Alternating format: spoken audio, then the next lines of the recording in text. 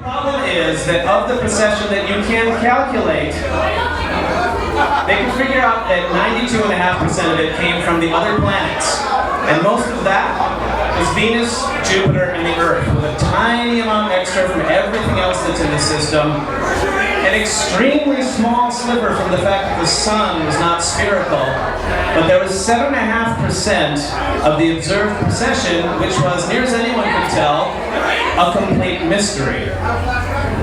Can I get some light back on that I used to have a really nice light back up here that allowed me to actually see. Now, perhaps surprisingly, the assumption to which most qualified astronomers at that time jumped was, of course, where else but the planet Vulcan was the first idea they actually had to explain this. Now, this might seem odd to us, but it did actually make sense to them at the time. So yes, Gene Roddenberry got the concept of planet Vulcan from 19th century astronomers who were actually looking for it. In 1859, French astronomer Urbain Jean-Joseph Le Verrier had calculated, by considering Mercury's anomalous orbit, that there must be a planet even closer to the Sun, which he named appropriately Vulcan. That's Jean Le Verrier who named it Vulcan. Now, why would people try to explain the anomalous orbit of Mercury by searching for some invisible mystery planet, you may wonder? It seems that, unlike usual, when you're trying to explain human behavior, in this case, there was, in fact, a very good reason. Only 13 years earlier, Le Verrier had used this precise method to discover another planet.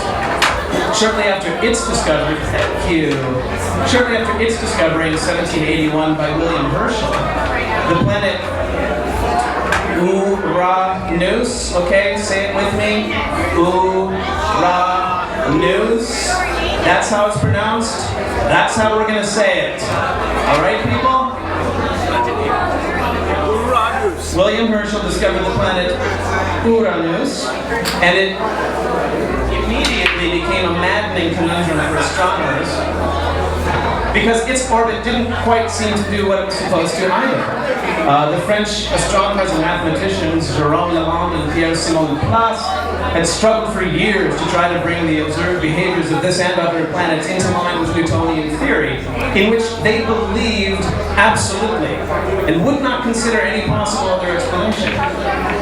The very existence of Uranus at all was in fact a bit of an anomaly, because the accepted reality was that there were no planets beyond Saturn.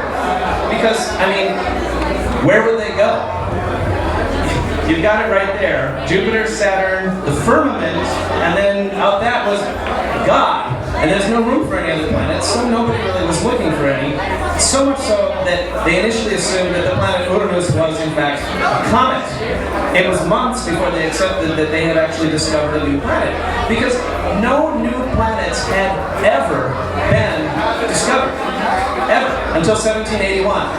Only the planets that you could see with your eyes that were visible to Stone Age tribes had ever been seen until 1781.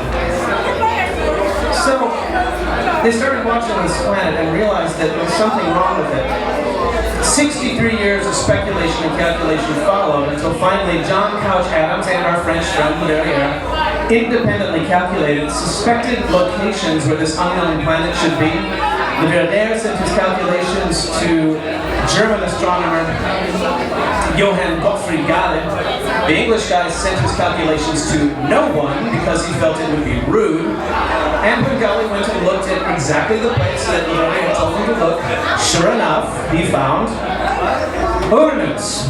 Well, this was a stunning achievement, about which another astronomer, notorious spiritist and science fiction writer Camille Flammarion, yes, that Flammarion, if you recognize that infamous illustration, wrote, "It is as though he discovered a star is the tip of his pen, without other instrument than the strength of his calculations alone." And this was a career-defining success for Le Verrier. And like anyone else would have, he wanted to repeat it. So he worked on the problem of Mercury for about 10 years, and in 1859 confidently announced that he had in fact discovered the planet Vulcan. He insisted that there had to be a planet or perhaps a ring of asteroids that lay in between Mercury's orbit and the Sun. Now this makes sense to the people of his time. In fact, it makes so much sense that many people reported actually discovering the planet Vulcan. Lots of astronomers, reputable astronomers, announced discovering planet Vulcan in our solar system. In fact, if we limit ourselves to only the more reliable accounts, people went back to their observations from earlier. This guy, Franz von Grotius, announced finding it in his notes from observations he made in 1819. However, Mr. von Grotius also announced discovering a city on the moon. And he announced that jungles on Venus grew faster than those in Brazil due to the planet's closeness to the Sun, and that therefore the Venusian people celebrated fire festivals which caused the bright polar caps on Venus. Anywho, G.W. Pastorff claimed to have seen it in his notes from October 1822. After Leverrier's announcement, in December of 1859, the big one, when Edmond Modeste de Cabot announced actually seeing it from his observatory in rural France. And this is the one that won this guy the French Legion of Honor Medal, which is France's highest civilian order. And F.A.R. Russell saw it in London, England, and also in January of 1860. We have Richard Covington in the Washington Territory of America who claims to have seen the planet Vulcan. One Mr. Loomis in Manchester, England at the telescope there. R.C. Comparé saw it in Turkey. And finally, James Craig Watson and Lewis Swift simultaneously claimed to have observed it during an eclipse of the sun in Wyoming and Colorado. Interesting thing, second guy from the right there in the left picture is Thomas Edison.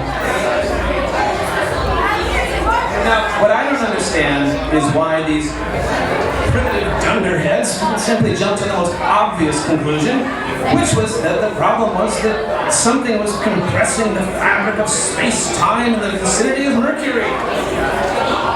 And turning off my projector again.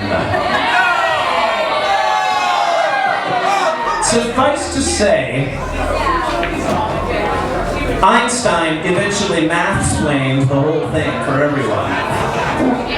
The missing precession of Mercury was due to relativistic effects of the sun in its vicinity. The point being, people struggled for 100 years to support the belief system they had at that time. And only after decades of failure were they able to conceive of a new reality which actually explained the problem. So what I want you to take away from this is that A, yes, people will struggle to hold on to their beliefs even in the face of anomalous evidence.